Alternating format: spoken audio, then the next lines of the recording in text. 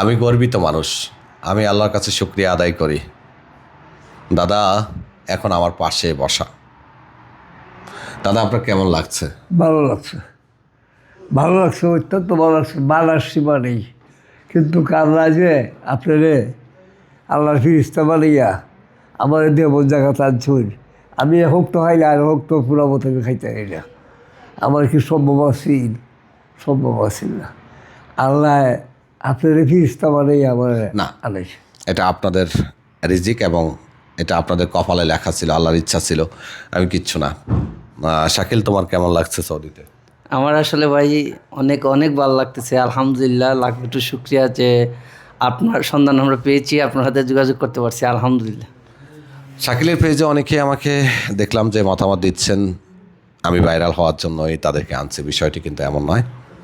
দাদার ভিডিওগুলো দেখার পরে বাবার কথা খুব মনে পড়ছিল, তাই ভাবলাম যে দাদাকে ওমরাতে নিয়ে আসি। তো প্রথমে দাদাকেই ওমরাতে আনার সিদ্ধান্ত নিয়েছিলাম, পরবর্তীতে শাকিলকে যুক্ত করলাম যেহেতু দাদা বয়স্ক।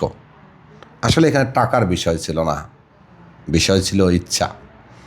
দাদা মক্কা মদিনা দেখার স্বপ্ন দেখেছিল, আমি সেটা বাস্তবায়ন করতে পেরেছি আল্লাহর ইচ্ছায়। এটা আমার জন্য অনেক বড় কিছু। ও হ্যাঁ, দাদাদের চলে যাওয়ার কথা ছিল গতকাল, বাট আমি 10 দিন তাদের টিকিট পিছিয়েছি যাতে আমার বাসায় একটু সময় দিতে পারে। দাদা এখন আমার বাসায় আছে মক্কায়। আমি দামম থেকে চলে আসছি শুধুমাত্র তাদের সাথে দেখা করার জন্য। আমি যখন আসি তখন মদিনায় ছিল। তো পরে আমি যেটা করলাম, টিকিটগুলো পিছিয়ে দিলাম। শাকিল এবং দাদার উদ্দেশ্য দাদার সাথে একটু সময় ব্যয় করা। ইনশাল্লাহ দাদাকে আর একটু সময় দিব, যেহেতু আসছে আমার মাধ্যমে। সময় দেওয়াটা আমার জন্য আসলে ফরজ। আর শাকিলও কিছু বুঝুক, দেখুক ইনশাল্লাহ। দাদা তারপর আর কিছু বলবেন? আর কিছু বলবো কিতা? আর তো বলার আমার কিছু নাই। আপনি আমার জন্য দোয়া করবেন? দোয়া করবো, পারবো না আপনি দোয়া। দোয়া করতে হবে না, এমনিতে দোয়া চলে আসবে। আচ্ছা, আল্লাহ জানে আমি কি দোয়া করছি কি না করছি। না আপনি দোয়া করতে হবে না, আপনার দোয়া তো আল্লাহ ছাড়া কেউ করি। আল্লাহ দোয়া দিচ্ছে এমনিতে। ভালো থাকবেন সবাই।